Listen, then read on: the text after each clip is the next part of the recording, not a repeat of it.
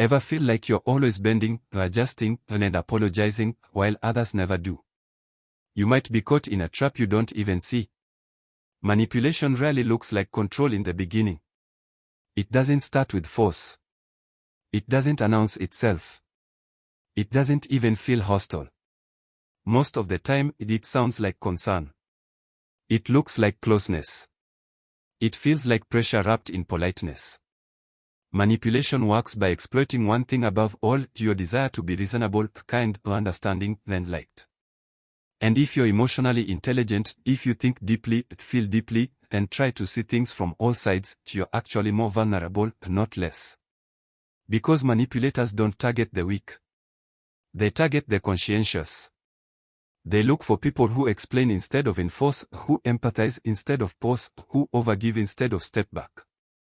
Gradually, you start feeling confused, drained, as if you're always adjusting while they never do. And the most dangerous part. You don't even realize you're being manipulated. You just feel guilty, indebted, or off balance. That's why boundaries aren't about being cold, aggressive, or selfish. Boundaries are about clarity. They are invisible lines that say, this is where I end and where you begin. When your boundaries are weak, people rewrite your limits for you. When your boundaries are clear, manipulation collapses. Because manipulation needs emotional access, then boundaries quietly shut the door. Today, I am going to share with you boundaries that don't create conflict. They don't start arguments. They don't require long explanations.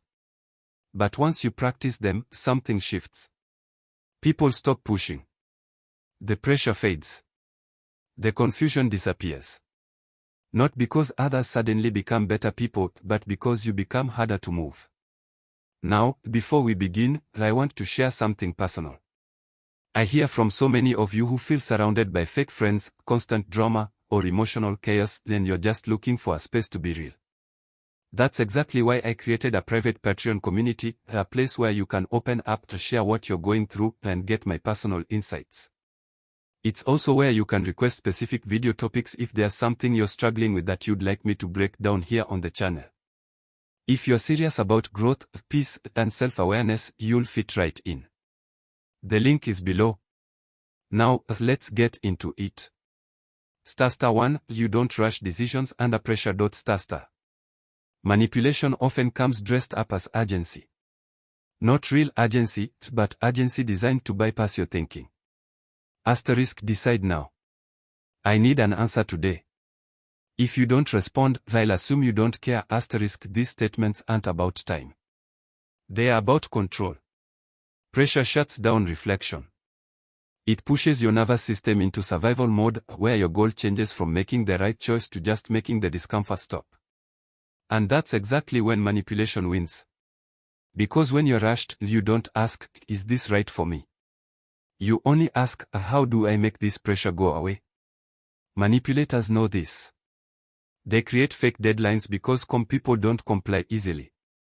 They hurry you because clarity takes time, and clarity is dangerous to them. So one of the strongest boundaries you can set is this: I don't make decisions under pressure. Calmly. Family. When you say, I need time to think, you're not being difficult, you're showing self-respect. Watch what happens next. A healthy person will say, of course, take your time. A manipulative person will escalate the guilt, the irritation, the threats, the ultimatums. That reaction tells you everything. If something is truly good for you, it can survive a pause. Slowness isn't weakness. It's discernment. When you pause, your body has time to speak. Tension becomes information. Confusion becomes clarity. Manipulators hate this because the moment you step out of urgency, their leverage disappears. Your boundary doesn't need an explanation. You don't have to justify needing time. Simply say, I don't decide like that, and then stop talking. Silence is powerful. It shifts the discomfort back to them. They have to sit with uncertainty. They have to wait. They lose control of the timeline. And if they walk away because you didn't rush, you didn't lose an opportunity. You escaped a trap. Star 2, you don't accept disrespect to keep peace. One of the most common traps sounds harmless, asterisk just let it go. Don't make a big deal. Keep the peace, asterisk but peace that requires your silence isn't peace. It's submission. Manipulators thrive where discomfort is avoided at all costs. They rely on your fear of conflict, your desire to be seen as mature, your willingness to absorb tension so others don't have to. Slowly, you're trained to tolerate disrespect in the name of harmony. You ignore sarcastic comments. You excuse a dismissive tone. You laugh when something hurts just to avoid awkwardness. But each time you swallow disrespect to keep peace, your nervous system learns, my comfort matters less than theirs. And manipulators feel this shift. Once they realize you'd rather be uncomfortable than confront them, they stop respecting you, not consciously, but instinctively. They push a little more. They speak a little sharper. They cross another line. Avoided conflict doesn't disappear. It piles up. It turns into resentment, exhaustion, quiet anger at yourself. The peace you thought you were keeping slowly eats away at your self-respect. So set this boundary, I do not accept disrespect to maintain harmony. Not loudly or dramatically, but clearly. Real peace does not require self-betrayal. When something feels off, you pause. You don't explode. You don't over-explain. You say something simple like, I don't like being spoken to that way, or let's keep this respectful. Then you stop. That moment changes everything. Now the discomfort isn't yours alone to carry. Now they have to respond. A respectful person adjusts. A manipulative person gets defensive, they might minimize your feelings, mock your boundary, call you difficult. That reaction reveals the truth, they weren't interested in peace. They were interested in control without resistance. Yes, setting this boundary might create temporary tension. You might be called cold or difficult. But what you gain is far greater: self-respect, emotional safety, clarity about who deserves access to you. When you stop absorbing disrespect, manipulation has nowhere to land. You're no longer the easiest person in the room to pressure. 3. You don't let guilt make your decisions. Guilt is one of manipulation's most effective tools because it doesn't feel like control, it feels like conscience. It feels like being a good person. Manipulators rarely force you. They make you feel bad enough that you comply to stop the discomfort. They don't say, do this. They say, I guess I'll just handle it myself. I didn't think you'd abandon me after all I've done. Nothing is demanded, but everything is implied. Suddenly the decision isn't about what's right for you, it's about relieving guilt. That's the trap. Guilt can signal you violated your values, but it can also be installed by someone who benefits from your compliance. Manipulative guilt doesn't come from wrongdoing, it comes from resistance. The moment you say no, the moment you choose yourself, guilt appears. Not because you're wrong, but because someone is losing access to you. So make this boundary clear: I don't make decisions to relieve guilt. Not because you lack compassion, but because you know the difference between responsibility and emotional blackmail. Pause when guilt shows up. Ask yourself, did I actually do something wrong, or is someone just uncomfortable with my boundary? That pause changes everything. Guilt thrives on speed. The faster you act, the less you question. A healthy person might be disappointed but will respect your choice. A manipulative person will escalate, bring up the past, remind you of favors, imply you're a bad person. That escalation isn't proof you're wrong. It's proof guilt was their strategy. When you stop letting guilt drive, you start acting from alignment, not fear. You can care deeply without complying. You can empathize without sacrificing yourself. And manipulators sense this, they stop trying to guilt you because it no longer works. You've removed the hook.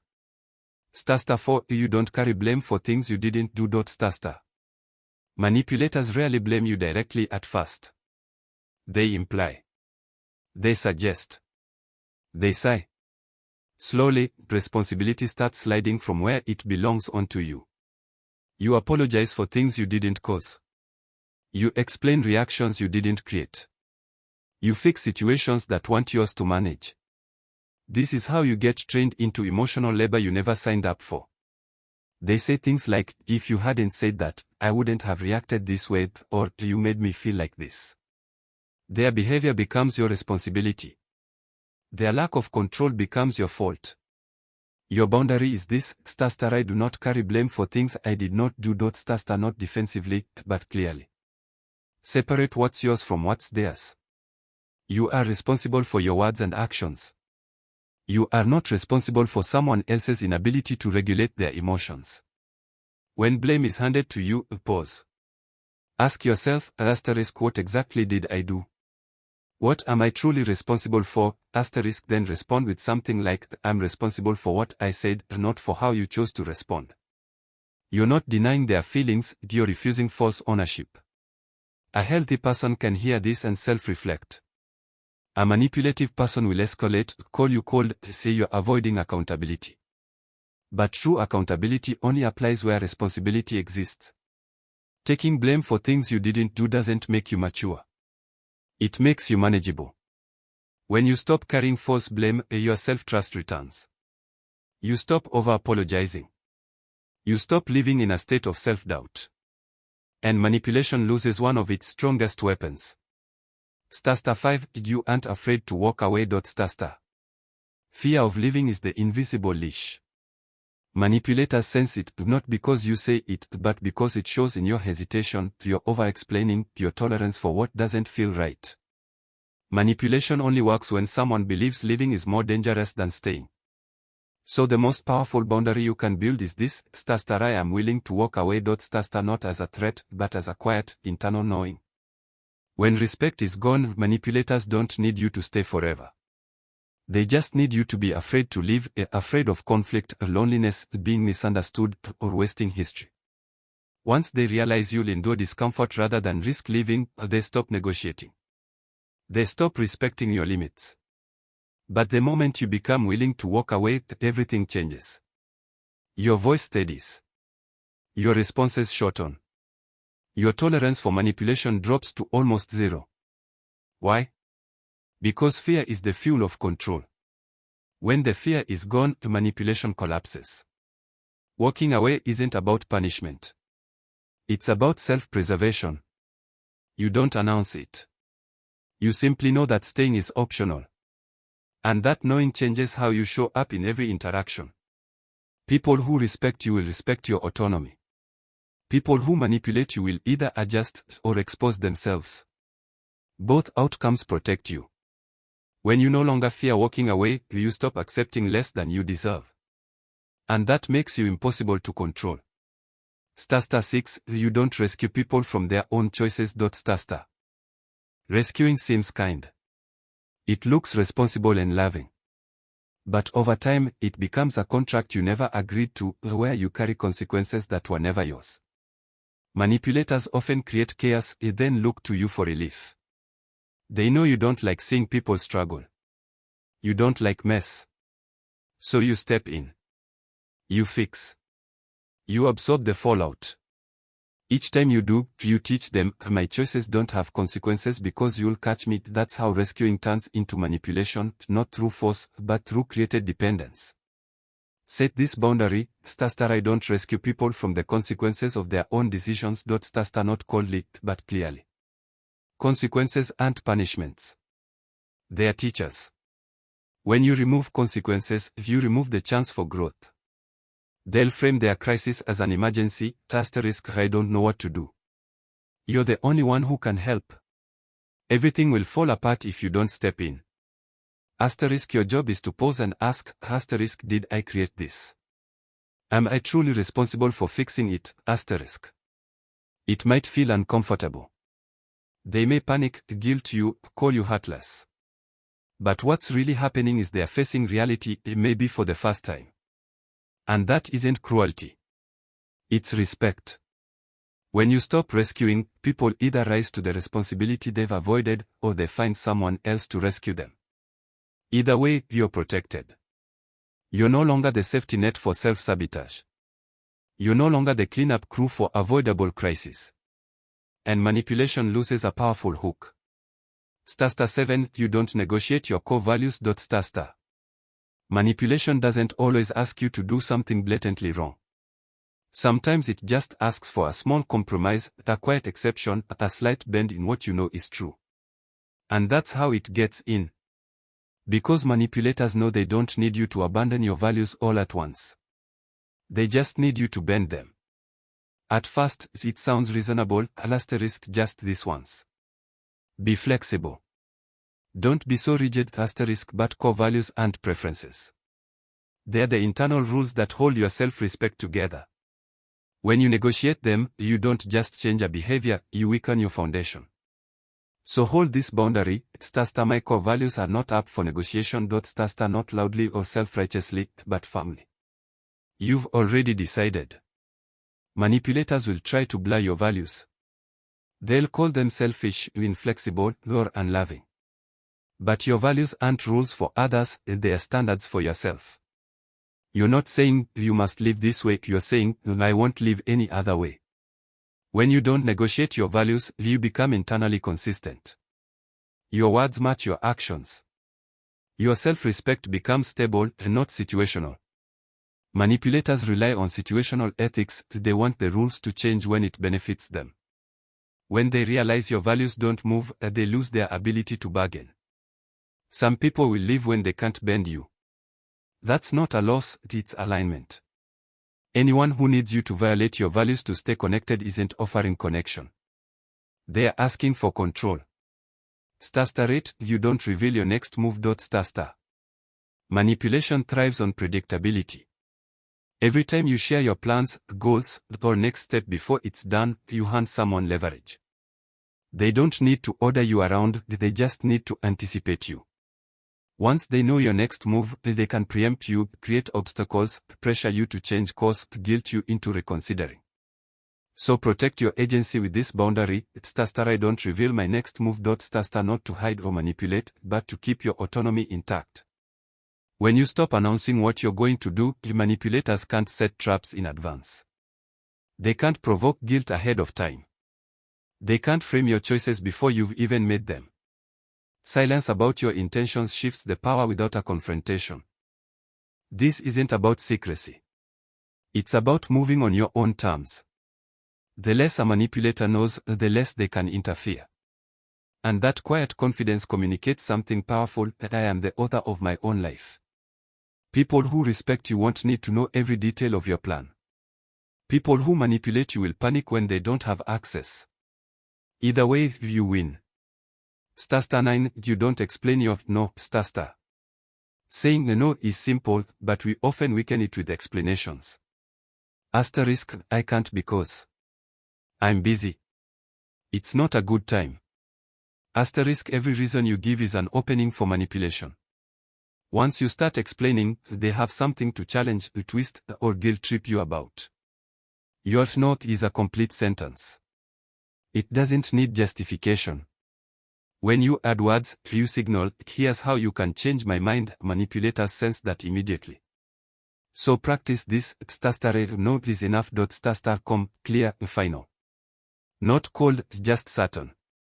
If someone pushes, you don't debate. You simply repeat your no or say, I've already given my answer. Silence afterward is powerful. It shifts the discomfort back to them. They have to sit with your boundary. At first, it might feel rude. You might worry about being disliked. But manipulation thrives on your discomfort with no. When you stop explaining, you reclaim your time, your energy, and your peace. You become someone who can't be negotiated into something they don't want. And that's where your freedom lies. Every boundary we've talked about, from refusing to rush, to walking away without fear, to saying no without apology, has one purpose: to protect your energy, your clarity, and your autonomy. Manipulation needs access. It needs hesitation, guilt, over-explaining, and fear. When you set these boundaries, you remove the fuel manipulators run on. This isn't about being cold or unkind. It's about being clear, consistent, and aligned with your truth. The world will test you. People will push. But each boundary you hold is a quiet declaration, I am responsible for myself, not your emotions. I make choices aligned with my values. I will not trade my peace for your control, Start with one boundary. then another. Over time, your life will feel lighter, clearer, and freer. Because manipulation can only work if you give it permission. And when you hold your boundaries, you take that permission away for good. This is your power. This is your freedom. This is what it means to live unmanipulated.